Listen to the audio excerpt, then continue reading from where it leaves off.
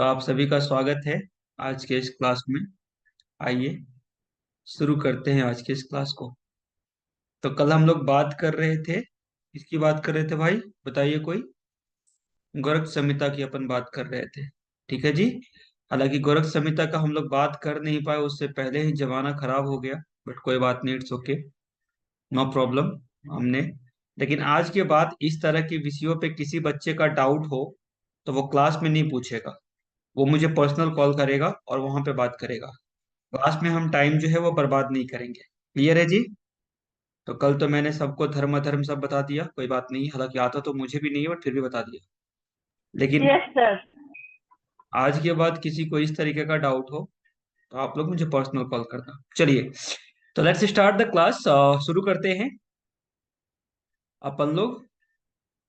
गोरख संहिता हम लोग पढ़ रहे थे, तो गोरख संहिता के जो लेखक हैं वो गोरक्षनाथ जी हैं। गोरक्षनाथ जी बहुत ही बड़े योगी हैं। इन्होंने लगभग 50 से ज्यादा पुस्तकें लिखी हैं हठ योग पे। आप कह सकते हैं कि हठ योग के सबसे बड़े जो योगी आप कह सकते हैं ये आपके हैं, आपके आदरणीय गोरक्षनाथ जी। इनके गुरु का नाम मत्स्येंद्र नाथ है। और ये बेसिकली जो है गोरक्षनाथ जी, इनका जो समय बताया जाता है वो आपका बताया जाता है 10वीं शताब्दी, ठीक है ना। सो 10वीं शताब्दी में इनका बेसिकली बात बताया जाता है, 10वीं शताब्दी में ये थे।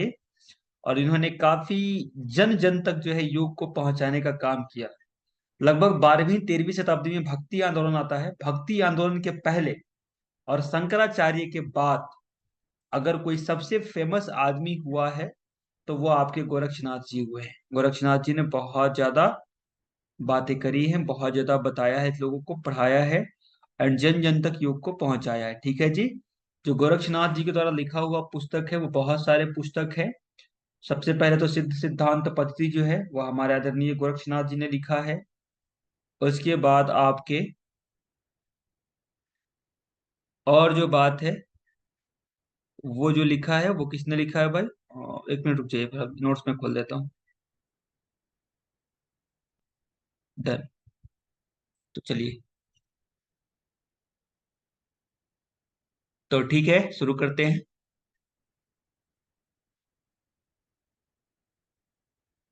स्क्रीन में दिखाई दे रहा है आप सभी को?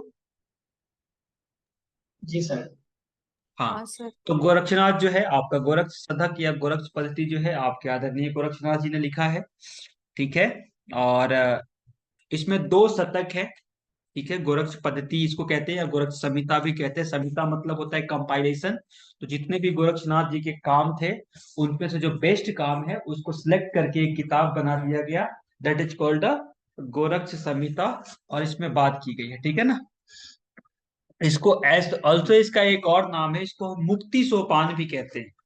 ये जो किताब है गोरक्ष संहिता, इसका एक और नाम बताया गया है मुक्ति सोपान। इसके अंदर दो चैप्टर है, जिसके चैप्टर्स का नाम शतक कहा गया है। जैसे कि आपका हठ प्रदीपिका में बताया गया है उपदेश, ठीक है ना, कि प्रथम उपदेश, द्वितीय उपदेश, तृतीय उपदेश। जैसे आपका शिव संहिता में बताया गया है प्रकरण, उसी प्रकार से जो आपका गोरक्ष संहिता है इसमें शतक बताया गया है। क्या बताया गया है भाई? शतक, ठीक है जी। शतक मतलब होता है 100। तो 100 की यहाँ बात की गई है, तो इसमें दो शतक हैं। तो मतलब there are two chapters in the Gorakh Samhita. इसका नाम है मुक्ति सोपान, कोई दिक्कत की बात नहीं है, तो इसका नाम मुक्ति सोपान है भाई। अब देखिए इसमें क्या है, जो फर्स्ट आपका चैप्टर है, फर्स्ट शतक जो है उसमें 101 वर्ष बताया गया है। प्लस बहुत सारे वर्सेस को जो है इंसर्ट किया गया है अदर टेक्स्ट से उस चीज को एक्सप्लेन करने के लिए। समझ गया ना? तो मुख्य रूप से 101 श्लोक है, लेकिन बहुत सारे श्लोकों को जो है इंपोर्ट कर दिया गया है। इंपोर्ट किस लिए किया गया है भाई? ताकि जो बताया जा रहा है, जो कॉन्सेप्ट को डिस्कस किया जा रहा है उसको एक्सप्लेन किया जा सके। क्लियर है? ये बात समझ में आ गया? हाँ। तो प्रथम चैप्टर में 101 वर्ष, दूसरे में भी 101 है। तो लगभग 202 आपके श्लोका है, ठीक है। कई सारे लोग बोलते हैं कि 200 ही है, कई सारे बोलते हैं कि 201 भी है। तो जैसा भी हो, दो शतक है। तो हालांकि हम यहाँ पे जो है ये बहुत ऑथेंटिक टेक्स्ट से लिया गया है, तो 202 आप मानोगे कि 202 श्लोक इसके अंदर है। अब हम बात करते हैं, इसका जो ऑथर है वो गोरक्षनाथ जी हैं। गोरखनाथ जी केवल इसी के ऑथर नहीं है, गोरखनाथ जी ने बहुत सारी किताब लिखा है। सबसे पहला जो किताब उन्होंने लिखा वो सिद्ध सिद्धांत पद्धति लिखा है, सिद्ध सिद्धांत पद्धति। ठीक है जी। उसके बाद इन्होंने लिखा है गोरक्ष गीता। गोरक्ष गीता भी जो है इन्होंने ही लिखा है। गोरक्ष गीता के बाद एक और किताब लिखा है जिसको बोलते हैं अवधूत गीता। अवधूत गीता ये भी गोरक्षनाथ जी ने लिखा है। फिर गोरक्ष कल्प इन्होंने लिखा है, गोरक्ष कल्प, गोरक्ष चिकित्सा, गोरक्ष चिकित्सा बोल दीजिए, गोरक्ष शतकम बोल दीजिए, शतकम, गोरक्ष संहिता, योग बीज। ये सारे कुछ महत्वपूर्ण ग्रंथ हैं, इसको ध्यान रखिएगा। पूछ देते कि बताइए कि which of the following books are written by Gorakshanath ji. तो ये यहाँ पे बता दिया गया। तो ये आपका है, ये जो है आपके कहाँ की, इसकी हिंदी कमेंट्री जो है वो महिध्वारा के द्वारा लिखा गया है। तो हिंदी में एक्चुअली गोरक्षनाथ का जो गोरख संहिता है वो नहीं था, वो आपका संस्कृत में ही था। लेकिन हिंदी में कन्वर्ट करने का जो काम किया है वो एक विद्वान थे जिनका नाम था महिधरा।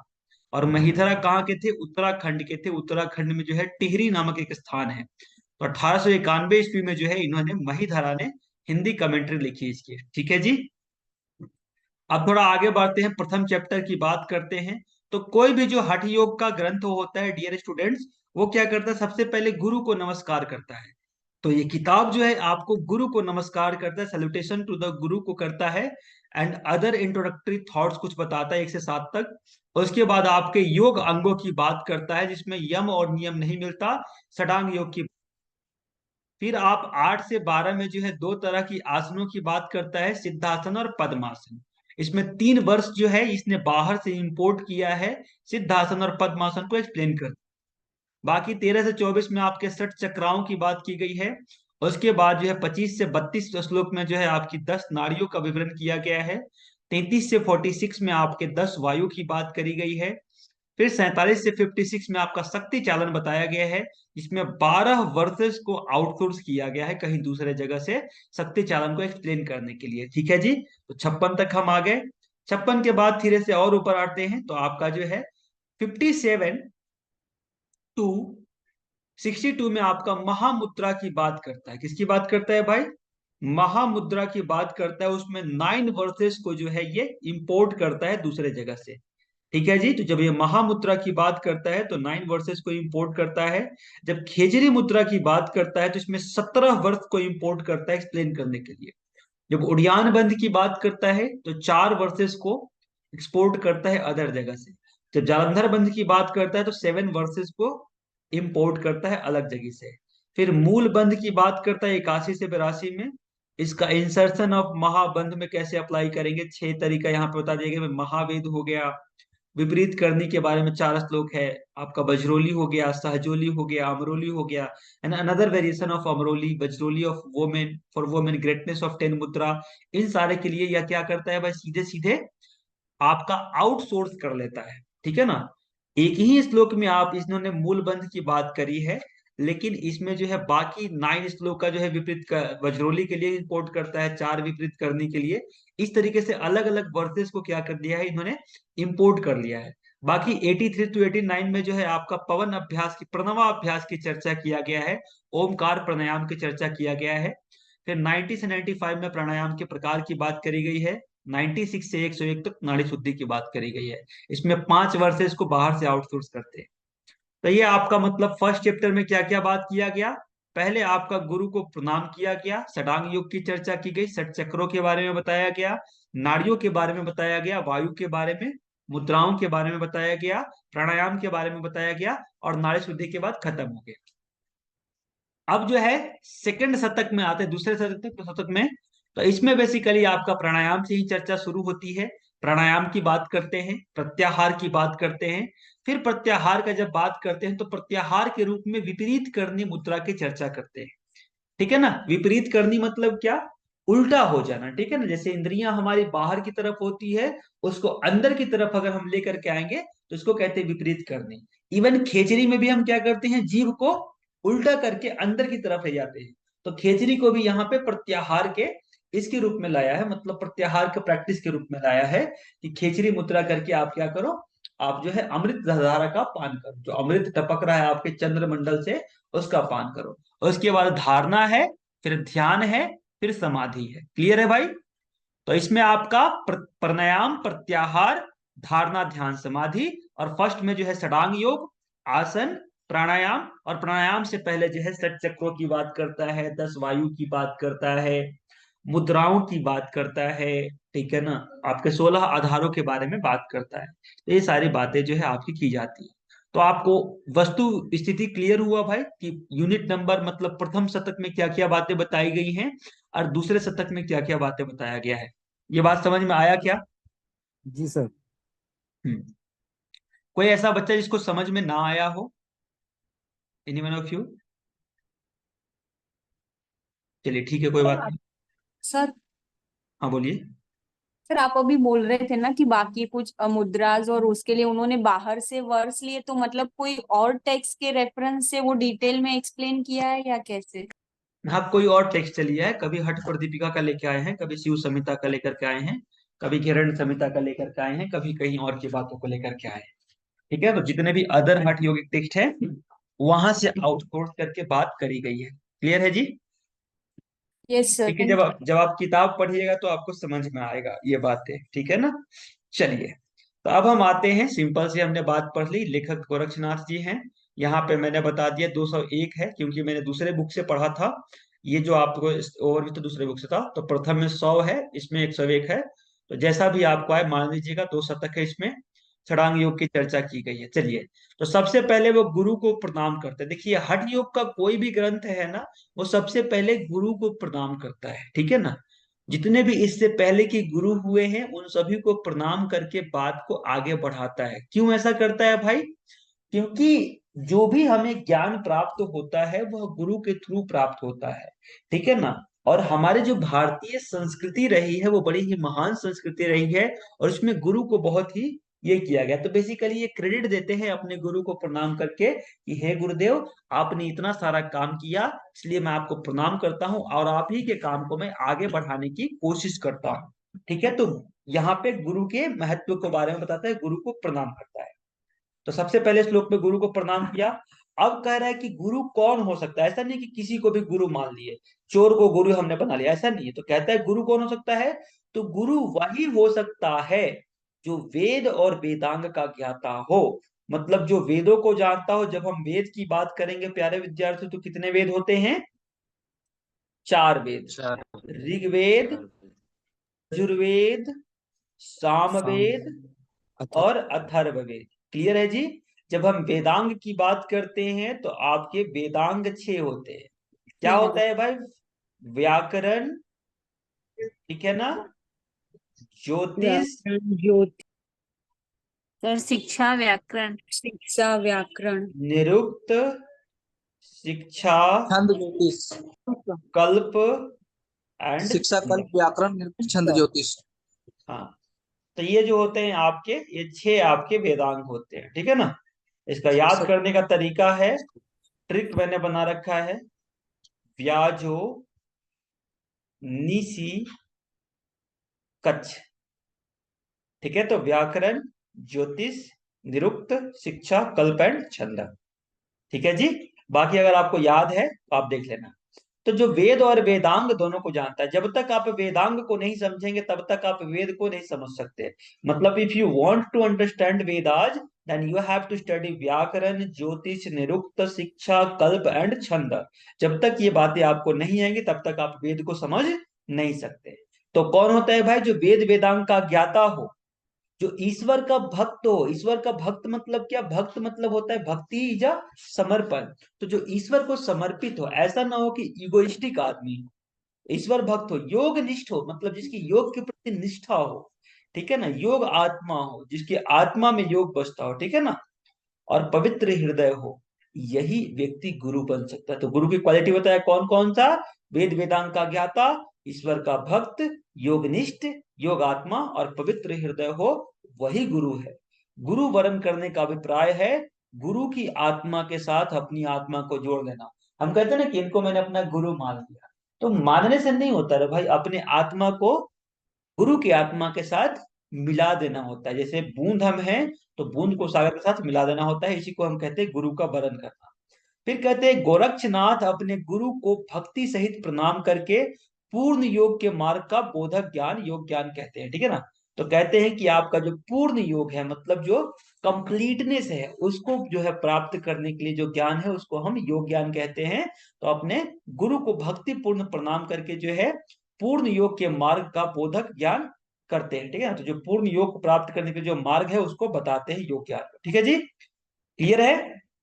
अब योग का ज्ञान क्यों बताते हैं, तो उद्देश्य इसका क्या है भाई। तो कहते हैं कि जो ज्ञान बता रहे हैं वो किसके लिए बता रहे हैं, इसका उद्देश्य क्या है ज्ञान का। तो बोलते हैं कि उद्देश्य है कि योगियों का हित साधन, अज्ञानियों का अज्ञान अंधकार से निकालने के लिए। तो जो योगी लोग हैं, जो योग को फॉलो कर रहे हैं, उनका तो अच्छा हो, भलाई हो, उनका हित साधन हो, और जो अज्ञानी व्यक्ति है उनका अज्ञान का अंधकार जो है दूर हो। तो दो बातों के लिए जो है आपका यहाँ पे बता रहे हैं गोरक्षनाथ जी, ज्ञान दे रहे हैं योग का किसके लिए भाई। एक तो कि जो योगी है वो उनका अच्छा हो, और जो अज्ञानी आदमी है उनका अंधकार जो है मिट जाए।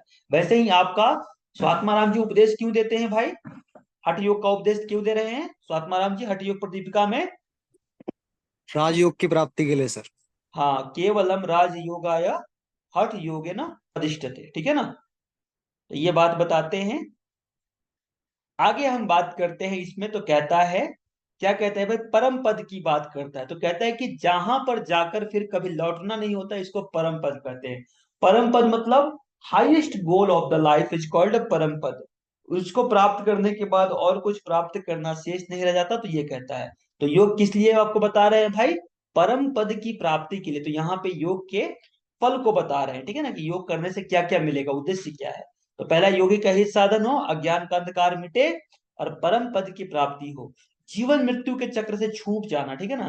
तो जो जीवन और मृत्यु का चक्र है, जो कि हम पैदा लेते रहते हैं, मरते रहते हैं, उससे हम छूट जाए। जब मनुष्य ईश्वर, जीव और प्रकृति तीनों को ही ब्रह्म रूप समझने रहता है, तब उसके लिए कोई बंधन शेष नहीं रहता। तो पूछेगा आपसे कि बताइए, एज पर द गोरक्ष संहिता, मनुष्य के लिए कब कोई बंधन शेष नहीं रहता, जब वो ईश्वर यानी सुप्रीम कॉन्शियसनेस, जीव यानी इंडिविजुअल कॉन्शियसनेस, एंड प्रकृति यानी कि यह संसार, इन तीनों को ही ब्रह्म स्वरूप मानता है। मतलब प्रहलाद की तरह उसकी विजन होती है। प्रहलाद से कहते हैं ना कि हम में, तुम में और खड़े खंभ में हर जगह क्या है भाई, भगवान ही भगवान है। क्लियर है भाई। तो ये बात यहाँ पे आप ध्यान रखिएगा। तो कोई बंधन शेष नहीं रहता जब सब जगह वो ईश्वर को मानता है। प्रकृति नाशवान है, जबकि उसका भोक्ता अविनाशी है। तो जो प्रकृति है वह नाशवान है, मतलब खत्म होता है। जैसे आज हम पैदा लिए तो कल पक्का मरेंगे, आज कोई लैपटॉप बना तो कल वो खत्म भी होगा। तो जो प्रकृति है वो क्या है भाई, भोगवान है, ठीक है ना, नाशवान है। और जो उसको भोगने वाला है, प्रकृति को भोगने वाले, यहाँ पे पुरुष की बात कर रहा है, यहाँ पे आत्मा की बात कर रहा है, यहाँ पे दृष्टा की बात कर रहा है, वो अविनाशी है, ठीक है ना। तो जो भोग रहा है वो क्या है, अविनाशी है, वो कभी समाप्त नहीं होता, ठीक है। और प्रकृति क्या है भाई, वह नाशवान है। क्लियर है। तो ये हो गया आपका बात। फिर आगे जो है आपको बात करते हैं, हमने बता दिया यहाँ पे, गुरु को प्रणाम कर लिया, योग के उद्देश्य बता दिए, उनके फल बता दिए कि जीवन मृत्यु से छूट जाएगा, परम पद की प्राप्ति करना उद्देश्य है इसका, साथ ही साथ अज्ञानी लोगों के अज्ञान अंधकार को दूर करना, योगियों का हित साधन करना। अब बताता है मन का संयम। देखो रे भाई, मन का संयम सब लोग बताते हैं, बिना मन के संयम के कोई योग साधना हो ही नहीं सकता। तो मन का संयम का मतलब होता है कि मन को नियंत्रित करना। मन को नियंत्रित करने का मतलब क्या है, कि जब हम अपने मन को कहें कि रे मन, अब चलो पढ़ाई करते हैं, बहुत बदमाशी कर लिया, अब तो एग्जाम के लिए मात्र 2.5 महीने का ही समय बचा हुआ है। क्यों निहारिका जी, सही बात बोल रहा हूँ गलत बात बोल रहा हूँ, निहारिका जी।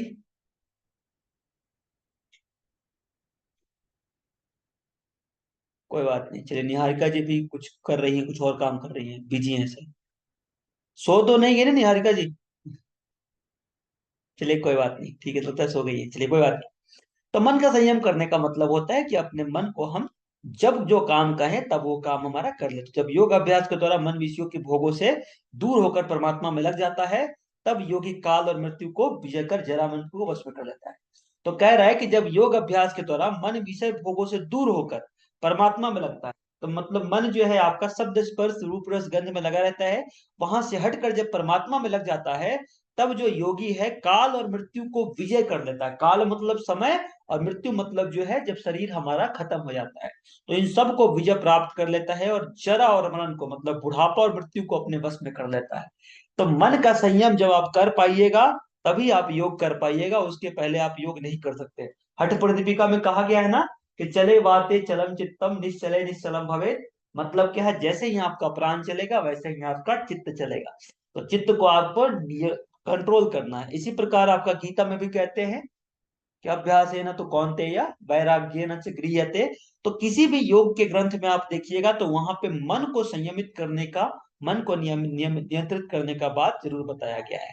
ठीक है ना, तो ये बात यहाँ पे मन को संयम, ठीक है ना, संयम करने से क्या होगा, काल को जीत लीजिएगा, जरा और मृत्यु को अपने बस में कर दीजिएगा। अब कुछ बात यहाँ पे एक्सप्लेन किया है, ठीक है ना। पूछता है कि ज्ञान क्या है, तो ज्ञान को डिफाइन करते हुए कहा है कि जीव और ब्रह्म के बीच में भेद न देखना ही ज्ञान है। मतलब एक ब्रह्म है, मतलब एक जो है आपका सुप्रीम कॉन्सियसनेस है जो कि पूरे इंटायर यूनिवर्स को चला रहा है, और एक मैं हूं जो अपने शरीर को चला रहा हूं। तो बिजली एक ही है, एक ही बिजली है। बिजली मतलब क्या, इलेक्ट्रिसिटी। एक इलेक्ट्रिसिटी है जो कि पूरे के पूरे फैक्ट्री को चला रहा है, और एक इलेक्ट्रिसिटी है जो केवल एक मशीन को चला रहा है। तो दोनों को जो इलेक्ट्रिसिटी है वो सेम ही इलेक्ट्रिसिटी, खाली उसका जो आपका कैपेसिटी है, जो उसका मैग्नीट्यूड है, उसमें अंतर है।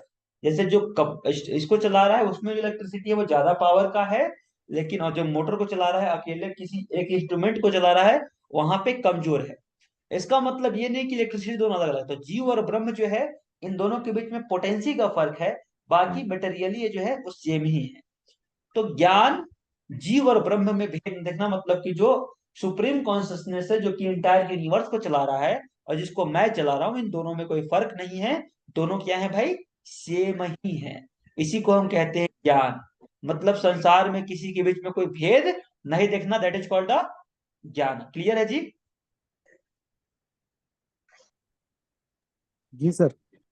हाँ, तुषार जी आज कुछ दिक्कत है, मैंने अपने लैपटॉप पे रिकॉर्डिंग कर लिया है, ठीक है ना, यहाँ पे रिकॉर्डिंग हो रहा है, इसको मैं यूट्यूब पे अपलोड कर दूंगा, ठीक है ना। तो कोई ओके दिक्कत, सर, थैंक यू। हाँ जी, धन्यवाद, प्लीज। अब हम बात करते हैं ध्यान की। ज्ञान हमने देख लिया कि जीव और ब्रह्म के बीच में कोई भेद ना हो, उसी को हम ज्ञान कहते हैं। फिर हम ध्यान की बात करते हैं। तो मन को विषयों से दूर करना ही ध्यान है। मतलब मन के अंदर विषय है भाई, क्या क्या विषय है, शब्द है, स्पर्श है, रूप है, रस है, गंध है, ये सारे के सारे क्या है, विषय है।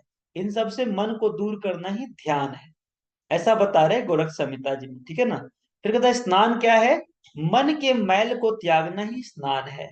तो आपका शरीर को धोना जो है, यह स्नान नहीं है, मन के मैल को धोना। तो मन के मैल क्या है भाई आपके, तो जो मन का मैल है इसको बोलते हैं ईर्ष्या। क्या बोलते हैं, ईर्ष्या। दूसरे को क्या बोलते हैं, द्वेष। तीसरे को क्या बोलते हैं भाई, ईर्ष्या हो गया, द्वेष हो गया, आपका नहीं, क्रोध, ठीक है ना। फिर आपका क्या हो गया, घृणा, लोभ। हाँ ठीक है ना, लोभ। ये सारे क्या है, मोह। मन के मैल है, ठीक है ना। तो मन के मैल को मिटाने को ही स्नान कहा गया है। किसी गाने में कहा ना है कि तन को धोया मगर मन को धोया नहीं, बाद गंगा नहाने से क्या फायदा। ठीक है जी, तो उसी का स्नान कह रहे हैं यहाँ पे, मन के मैल को त्यागने को। और फिर पवित्रता की बात करता है, तो इंद्रियों को वश में रखना, ठीक है ना, इसी को पवित्रता कहते हैं। पवित्रता क्या है भाई, कि जो भी इंद्रियां हैं, जो भी उसके विषय भोग है, उसको जीत लेना, इसी को कहा गया, ठीक है ना। जैसे इंद्रिया कह रहे हैं कि रसगुल्ला खाना है, और हम क्या कहेंगे कि नहीं रसगुल्ला तुमको खिलाएंगे नहीं, ठीक है भाई, तो इसको हम कहते हैं पवित्रता, ठीक है।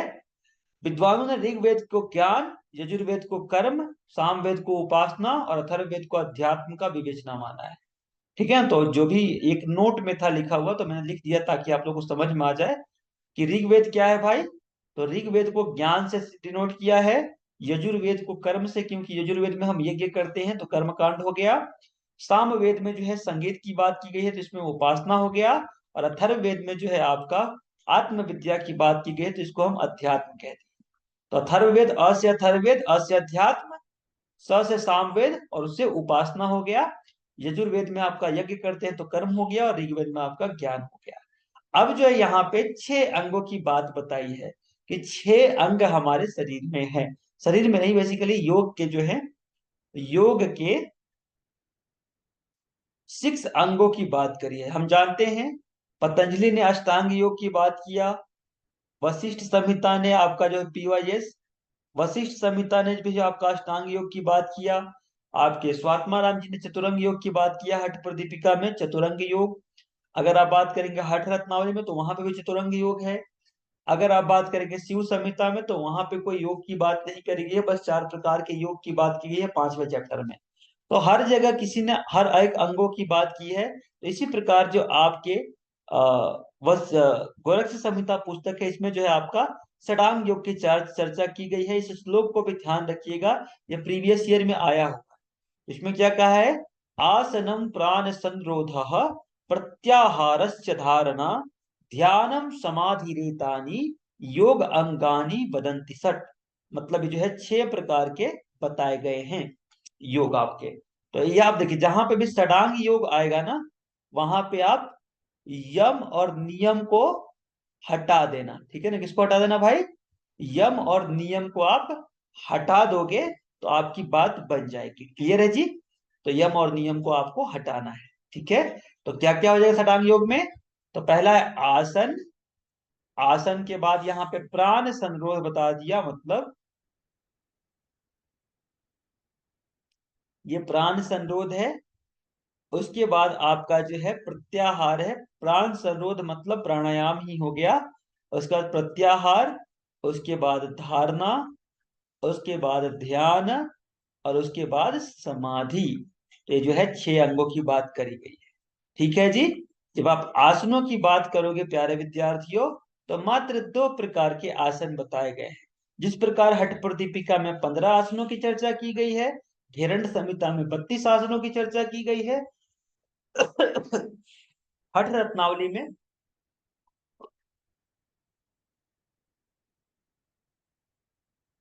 84 आसन, जिसमें 36 आसन एक्सप्लेन किया है, शिव संहिता में 4 आसन की चर्चा किया है, ठीक है ना। उसी प्रकार आपका जो है यहाँ पर गोरक्ष संहिता में 2 आसनों की चर्चा किया गया है। तो कहते हैं जितने जीव जंतु हैं उनकी चेष्टा के अनुसार उतने आसन है, लेकिन सब जीवों में जो है आपका, ये सब जीव है तो सारे जीव में क्या क्या आते हैं भाई, तो सारे जीव में 3-4 चीजें आते हैं। तो सब जीव जब हम कहते हैं तो इसमें अंतरात्मा के रूप में ब्रह्मा हो गए, परमात्मा के रूप में शिव हो गए, और सनातन आत्मा के रूप में विष्णु हो गए। तो सारे जीव की बात करते हैं तो सनातन आत्मा, परमात्मा और अंतरात्मा, यानी ब्रह्मा विष्णु महेश तीनों को जब मिला देते हैं तो सब जीव आते हैं। सब जीव, जितने जीव जंतु उतने आसन है। तो 84 लाख आपके आसन हो गए, उसमें से 84 आसनों का चयन हुआ, उसमें से 2 प्रमुख आसन बताए गए हैं जिसको सरलता से हम प्रैक्टिस कर करके अपने समाधि को हम प्राप्त कर सकते हैं। तो कौन से आसन है 2 आसन भाई, तो प्रथम आसन इज कॉल्ड सिद्धासना एंड द्वितीय आसन इज कॉल्ड कमल आसना। कमल आसन को, कमल को हम पद्म भी बोलते हैं, तो इसको यहाँ पे पद्मासन भी कहा गया है। तो 2 आसन है भाई, एक आपका सिद्धासन, एक पद्मासन। दोनों का टेक्निक सेम ही बताया गया है, ठीक है ना। तो आपका बस इसका फायदा, बस सिद्धासन का जो टेक्निक हठ प्रदीपिका में वही बताया गया है। बस यहाँ में कहा है जालंधर बंध एक्स्ट्रा लगाने को, कि जालंधर बंध भी आप लगा लीजिएगा सिद्धासन में, ठीक है जी। बाकी आपका ध्रुव मध्य पे ध्यान होगा, और क्या करता है, हृदय की कपाट को खोल करके मोक्ष मार्ग का दर्शन कराता है आपका सिद्धासन। कमल आसन का कहा है बद्ध पद्मासन की तरह ही इसको करना है, ठीक है ना। हालांकि अगर आप पढ़िएगा इस किताब को तो ये तो कहा है कि दाहिने हाथ से बाएं पैर के अंगूठे को पकड़ना, लेकिन आपका दूसरे तरह से कि बायां हाथ से दाहिने हाथ के अंगूठे को पकड़ना। तो एक साइड से ही बताया है, लेकिन फिर भी आपको बद्ध पद्मासन की तरह इसको आप समझते हैं। इससे क्या होता है, नासिका के अग्रभाग पर ध्यान करना है, और सर्व व्याधि विनाशनम, तो ये बात भी यहाँ पे बता दी गई है। तो कमल आसन सिद्धासन में कोई बात नहीं, सिद्धासन मोक्ष मार्ग का आपका दर्शन कराता है, और कमल आसन यानी कि पद्मासन जो है सारे व्याधियों का नाश करता है, और साथ ही साथ जो है आपके नासिका के अग्रभाग पे इसमें ध्यान को फोकस करना है।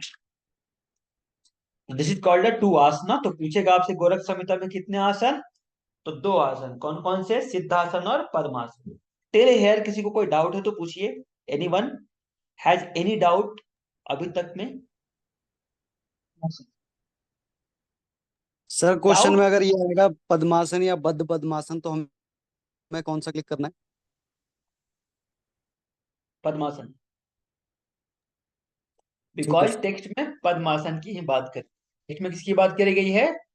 पद्मासन की। ठीक है ना, हम टेक्निक के हिसाब से बोलते हैं बद्ध पद्मासन। बद्ध पद्मासन की चर्चा किसी टेक्स्ट में नहीं की गई है, हठ योग के टेक्स्ट में। लेकिन जो हम व्यवहार में करते हैं, जो पद्मासन हम व्यवहार में करते हैं, बद्ध पद्मासन, उसी को वो टेक्निक बताया गया पद्मासन की तरह। ठीक है जी, तो ये सर बताया हट गया। प्रदीपिका में तो है ना सर? आप क्या नाम है, आप कह रहे हैं किसी टेक्स्ट में नहीं है, हट प्रदीपिका में तो बोला है। नहीं, पद कहाँ प्रदीप बोला है? ऐसा पद्मासन। नहीं बोला है, ये नहीं बोला है बता। सॉरी सॉरी, बद पद्मासन सर उसमें बोला है शायद, नाड़ी शोधन में बताया था, है ना? नाड़ी शोधन में बताया बद्ध पद्मासन, ठीक है ना जी। ठीक है सर, आसन सही। में पद्मासन की चर्चा किया है। तो नाड़ी शुद्धि की बात करते हैं तो वहां पे बोलता है कि बद्ध पद्मासन में बैठना है। तो पद्मासन और बद्ध पद्मासन को इंटरचेंजेबली उन्होंने यूज किया है, ठीक है ना। लेकिन आसनों में कहीं पे भी बद्ध पद्मासन का नाम नहीं बताया है। तो कभी भी आए टेक्स्ट में तो आपको पद्मासन ही मार के आना है, ठीक है ना। और उसको हम काउंटर कर लेंगे, अगर गलती होगा तो ठीक है चैलेंज सर। कर देंगे। चलिए ठीक है। अब कहते हैं कि जो मानव शरीर है, उस शरीर में जैसे कि आसन करेंगे, तो आसन किससे करेंगे भाई? हम शरीर से करेंगे ना। आसन क्यों करते हैं? स्टेबिलिटी विद द हैप्पीनेस, स्थिरम सुखम आसनम, ये जो कहते हैं। तो आसन जो है शरीर की स्टेबिलिटी है। तो पहले हम शरीर को जाने। तो आपकी जो ये गोरक्ष संहिता है, उसने आपको शरीर को एक्सप्लेन किया है। क्या कहा है भाई? कि शरीर के 19 ज्ञातव्य है। 19 ज्ञातव्य कौन कौन से हैं भाई? तो first is the Chhath chakras. तो कितने चक्र है? 19 नहीं रे भाई, ये 29 है, 29 है। ठीक है ना, 29 आपके ज्ञातव्य है, मतलब इसको जानना चाहिए हमें। तो 6 चक्र हो गए, 16 आधार हो गए, 2 लक्ष्य और 5 आकाश। तो 16 6 22, 2 24 और 5 29। तो कहता है कि जो इन 29 ज्ञातव्य को जानता है वही एक्चुअल योगी है। जब तक इसको नहीं जानिएगा तब तक आप सिद्धि को प्राप्त नहीं कर सकते। तो ठीक है ना, षट चक्रों की बात करता है यहाँ पे। तो षट चक्रों में आपका सबसे पहले मूलाधार की बात करते हैं। मूलाधार के बाद आपका स्वाधिष्ठान की बात करते हैं। स्वाधिष्ठान के बाद जो है आपका, वह हम मणिपुर की बात करते हैं। मणिपुर के बाद हम अनाहत की बात करते हैं। अनाहत के बाद हम विशुद्धि की बात करते हैं। और विशुद्धि के बाद हम आज्ञा चक्र की बात करते हैं। ये 6 चक्र हैं, 6 हमारे एनर्जी पॉइंट्स हैं। हर चक्र पे जब हम फोकस करते हैं, ध्यान करते हैं, तो अलग अलग चक्रों का जो है अपना अलग अलग बेनिफिट्स बताए गए हैं हमारे हठ योगिक टेक्स्ट में। बाकी 16 आधार, आधार जो होता है आपके जो भी बॉडी के इंपॉर्टेंट पार्ट्स होते हैं, इंपॉर्टेंट पार्ट कह सकते हैं ना, उसको हम आधार कहते हैं। तो पाद अंगुष्ठ से ये शुरू होता है और ऊपर आपका सहस्त्रार तक जाता है। तो ऐसे 16 आपके वाइटल पॉइंट्स है बॉडी में। हालांकि इसमें एक्सप्लेन तो नहीं किया है, लेकिन फिर भी मैंने आपको लिख दिया है नीचे, ताकि आपको ये वाला 16 आधार आपको याद नहीं करना, बट मैंने लिख दिया है नीचे कि पाद अंगुष्ठ यानी कि पैर का अंगूठा, मूलाधार, गुदाधार होता है, वज्र गर्भ नाड़ी, उड्डयन बंधन, नाभि मंडलाधार, हृदय आधार, कंठ आधार, कंठ मूलाधार, जिह्वा मूलाधार, जिह्वा अधोभागाधार, ऊर्ध्व दंत मूलाधार, नासिकाग्रधार, नासिका मूलाधार, भ्रू मध्याधार और नेत्राधार। इस तरीके से जो है आपको 16 आधार यहाँ पे बताए गए हैं। इस आधार को आपको याद नहीं करना, बस देख लेना कि 16 आधार होते हैं। इसी तरह से आपके लक्ष्य होते हैं, 2 तरह के लक्ष्य हैं। एक आपका बाह्य लक्ष्य है, एक आपका भीतरी लक्ष्य है। इसको आंतरिक लक्ष्य भी बोलते हैं। तो आंतरिक लक्ष्य, लक्ष्य मतलब क्या? जिस पर आपको ध्यान केंद्रित करना है। तो बाह्य लक्ष्य में आपका नासिका और भौहों के मध्य, मतलब दोनों आईब्रोज के बीच में जो है, जो भ्रू मध्य है, इसको भ्रू मध्य भी कह सकते हैं। तो भ्रू मध्य और नासिका, इन दोनों पे फोकस करना इज कॉल्ड बाह्य लक्ष्य। और आंतरिक लक्ष्य क्या है, भीतरी लक्ष्य क्या है भाई? मूलाधार या हृदय कमल। तो मूलाधार पे अगर फोकस करिएगा या हार्ट चक्र पे फोकस कीजिएगा, दैट इज कॉल्ड आंतरिक लक्ष्य। तो आप अगर मूलाधार या हृदय कमल पे फोकस कर रहे हैं, दैट इज कॉल्ड आंतरिक लक्ष्य। और नासिका के अग्र भाग पे या फिर दोनों आईब्रोज के बीच में अगर आप फोकस कर रहे हैं, तो दैट इज कॉल्ड बाह्य लक्ष्य। ठीक है जी, क्लियर है सभी को? ठीक है ना? Sir yes sir. Yes sir. Done. तो ये 2 आपके लक्ष्य हो गए। और उसके बाद 5 आपके आकाश की बात किया है। तो पांच आकाश की हालांकि चर्चा सिद्ध सिद्धांत पद्धति में भी की गई है, लेकिन यहाँ पे भी किया गया है। तो पांच आकाश का यहाँ नाम अलग अलग है। ये आकाश कैसे होते हैं, एक के अंदर एक होता है। तो देखिए यहाँ पे पिक्चर बना है, सबसे बाहरी आकाश हो गया, उसके भीतर एक और आकाश, उसके भीतर एक और, उसके भीतर एक और सबसे अंदर एक और। तो सबसे जो आपका अंदर होता है वो श्वेत वर्ण हो गया, रक्त वर्ण, धूम्र वर्ण, नील वर्ण और विद्युत वर्ण। तो इस तरह से पांच आपकी आकृतियां होती हैं, पांच कलर के अनुसार जो है आपके पांच आकाश की बात किया गया है, व्योम पंचक की बात करी गई है यहाँ पे, ठीक है ना। तो पांच आकाश हो गया, दो लक्ष्य हो गया, छह चक्र हो गए, 16 आधार हो गए, ये 29 ज्ञातव्य है। एक अलग पर्सपेक्टिव भी दिया है। एक अलग पर्सपेक्टिव क्या है भाई, तो कहता है कि मन बुद्धि अहंकार और पंच महाभूत, तो यह तीन इधर हो गया और पांच महाभूत, तो आठ इधर हो गए, और आपका जो है यहाँ पे पांच ज्ञान इंद्रिया हो गया, ठीक है ना। तो आठ तीन 11, पांच 16, पांच कर्म इंद्रिया तो 21 हो गए, पांच तन्मात्रा तो आपके कितने हो गए भाई, 21 और 6 27 हो गए। तो यहाँ पे 23 है ये, पांच पांच 10, पांच 15, पांच 20 और तीन 23, तो 23 इधर से हो गए और 6 चक्र।